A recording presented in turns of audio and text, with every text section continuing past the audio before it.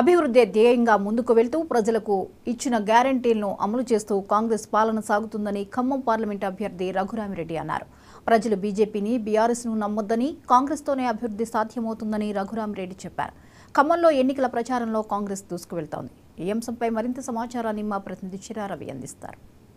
ఖమ్మం జిల్లాలో కాంగ్రెస్ అభ్యర్థిగా రఘురామిరెడ్డి గారు విస్తృత ప్రచారం ఇస్తున్నారు. వారిని అడిగి మరి సార్ చెప్పండి, విస్తృత ప్రచారం ఇస్తున్నారు, ప్రజల నుంచి ఎలాంటి స్పందన ఉన్నది? టోటల్ స్పందన ఉందండి ప్రజల దగ్గర నుంచి. ఈ పొద్దుగాల మార్కెట్ యార్డ్కి వచ్చి అందరినీ ఓటు అడగడానికి వచ్చాను. కాంగ్రెస్ అభ్యర్థిగా నేను ఓటు అడగడానికి హస్తం గుర్తుకేసి ఓటు వేయమని చెప్పడానికి వచ్చాను. ఇప్పుడే చెప్పాను, నేను ఈ 6 గ్యారంటీలు కాక నేను 7th గ్యారంటీ 7వ గ్యారంటీ ఖమ్మం గ్యారంటీ ఇస్తున్నాను. గెలిచి వస్తున్నాను. గెలిచినాక నేను ఖమ్మం పట్టణం వదిలిపెట్టకుండా పనిచేస్తాను, అందరికీ సాయం అందిస్తున్నానని చెప్పుకుంటున్నాను. ఈ జిల్లాలో ప్రజలకి ఏమేమి వాటి మీద మీరు చెప్పదలుచుకున్నారు? ప్రజలకి ఏమేమి చేయదలుచుకున్నారు? ఇప్పుడే చెప్పారు, కొంత నీటి కొరత ఉన్నదని, ఎడ్యుకేషన్ ఇన్స్టిట్యూషన్స్లో స్మార్ట్ బోర్డ్స్, ఇటువంటి వివిధ ఇష్యూస్ ఉన్నాయి. కొన్ని యూనివర్సిటీస్ రాలేదని, రైల్వే లైన్, నిన్న కొత్తగూడెంలో రైల్వే లైన్ అని, ఇటువంటి సమస్యలు ఎన్నో ఉన్నాయండి.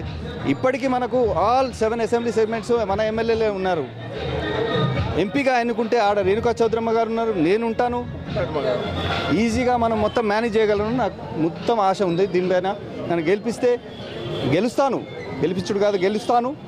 ప్రత్యేకంగా ఈ స్థానికంగా ఉండి పనిచేస్తానని మనవి చేస్తున్నాను. మీ ప్రతినిధులు ప్రధానంగా ఏదైతే ఒక చెప్తున్నారు, ఏమంటున్నారంటే సూట్ కేసులు కాను, అట్లాగే సూట్ కేసులు అండి. దేనికి సూట్ కేసులు?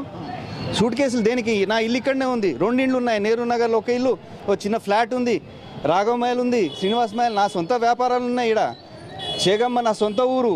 ఇండ్లు మొత్తం ఇచ్చేసినాం గవర్నమెంట్కి. ఏమండి ఈ సూట్ కేసుల విషయాలు ఏంటి? ఈ వేరే విషయాలు వీళ్ళు మాట్లాడే విషయాలు నాకైతే అర్థం కావట్లేదు, హాస్యాస్పదంగా ఉన్నాయి నాకు అయితే. అంటే ప్రధానంగా ప్రధాన బీజేపీ కానీ అట్లాగే దేశం కోసం న్యాయం కోసం అంటున్నది, ధర్మం అధర్మం మధ్య పోటీ అంటుంది. మీరు ప్రధానంగా అధర్మం ధర్మం మధ్య పోటీ అన్నప్పుడు మీరేం చెప్తారు? ఇప్పుడు కాదండి, రాముల వారు మా వారు కాదా? అయోధ్య వారిదేనా? మాకు దేవుడు కాదా? శ్రీరామనవమి మేము చేసుకోమా?